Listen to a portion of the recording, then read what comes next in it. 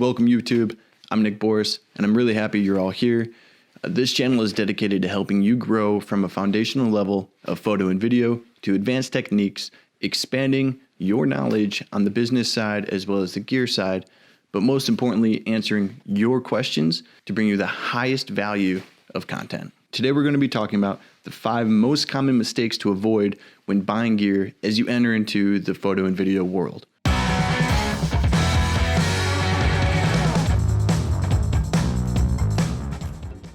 Let me take a second to answer your question of who am I? I started making videos in high school over a decade ago, and I started photography just around the same time, about 13 years ago. I attended one day of college before dropping out and going to work on a racetrack with a company called Extreme Experience, where I was the photographer and photo editor, ended up working my way up to the media manager. I'm currently a published Navy photojournalist and videographer, as well as own my own company called Livli Productions, a fitness and action sports production company out here in Virginia. I'm also building a photography course to further shorten the learning curve from beginner to professional that will be probably released sometime this summer. The first most common mistake is listening to the wrong people.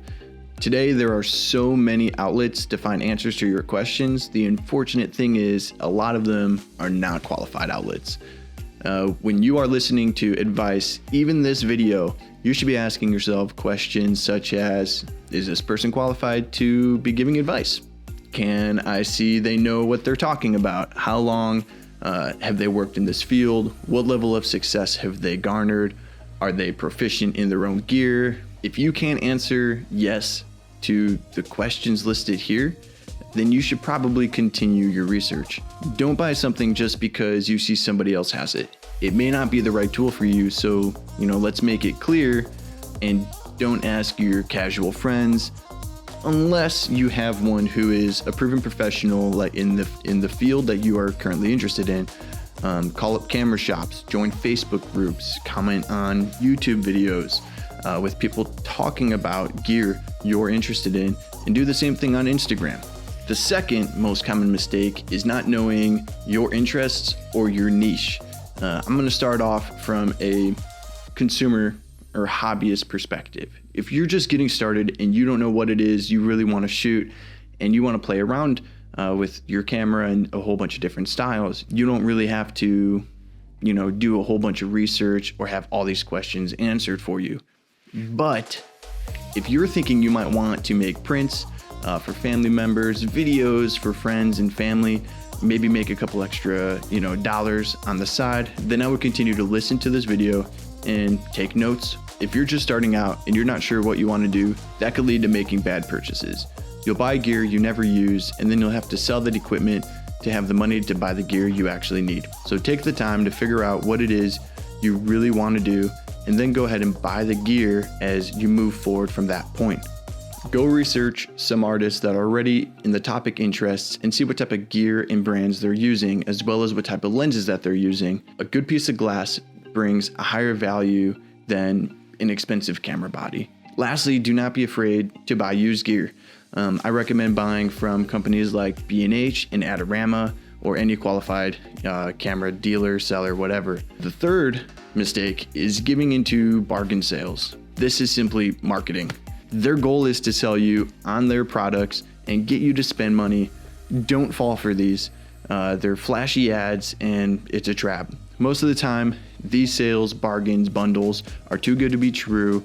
You end up buying gear that is not the right tool for you, and you end up with a whole bunch of products that you never use. You really don't want to lose your focus, so don't make any emotional or impulsive purchases.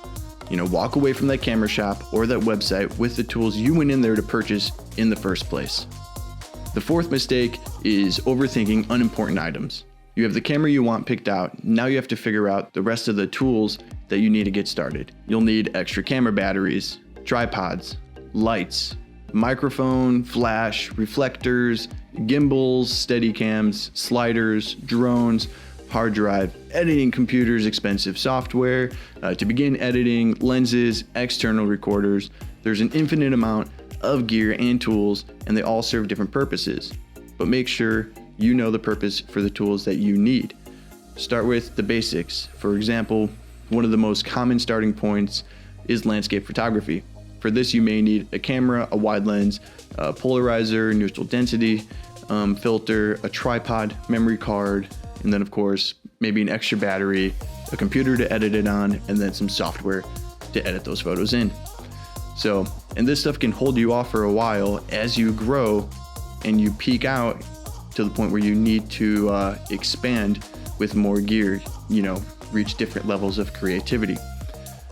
Every camera will have its own weaknesses as well as all of the gear. As long as you know what you need to get the job done, you will thrive and be happy with the results. The fifth mistake is believing that a good camera is going to make your photos and videos better. No, it's not.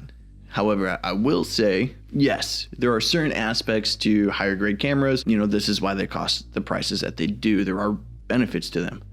But just because they produce a higher quality of image, as in like highlight roll off and less noise in the blacks and the shadows, these things are only things that other photographers and videographers are gonna notice.